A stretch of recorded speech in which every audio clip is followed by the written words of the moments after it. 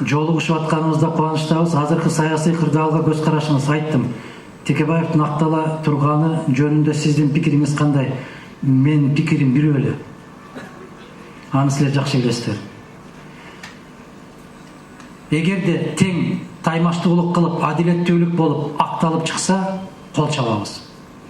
Эгерде адилеттүүлүк болуп, таза иликтенип, күнөөсү мойнуна коюлса, ага мойын сунуш керек. Ушул эле менин пикирим. Сиздин пикириңиз кандай болсо ошондой пикир. Мен эмне үчүн айтып чыктым аны? Тактабай туруп, далилдебей туруп камаганына каршы. Мен негизи мына азыркы Атамбаевди деле айтпадымбы? Мыйзамсыз. Анын күнөөлүү экендигинде шек жок. Бирок бизде кыргызда улуу сөз бар. Мен атам ушуну айтчу элем. Баягы 7-класстан баштап козу сойдуруп, аны бөлдүрүп, анан устукандатып, аны казанга салдырып, баарын үйрөтөт эле дагы. Балам биринчи кезекте суу бер дейт эле.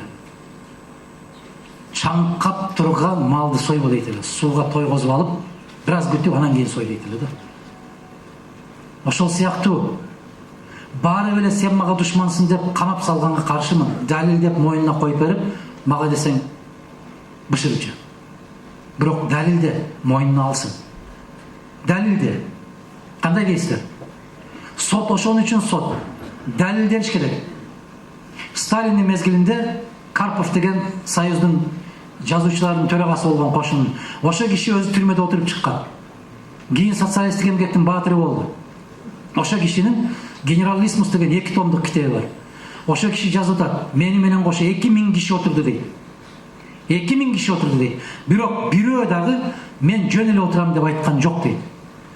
Бүгүнкү Россияны карагыла дейт. Түрмөдө отургандардын ар биринин экинчиси жөн эле отурам деп айтып атат дейт. Чынтасызбы, айырмасын түшүндүңүздөрбү? Ошол сыяктуу кимде күнөө болсо мойнуна коюлушу керек дагы, анан кийин отурушу керек. Андай болбойт, жигиттер. Демократиянын залакасы менен Кыргызстанда мамлекеттик мүлкүнөн ажырап калды. Макул.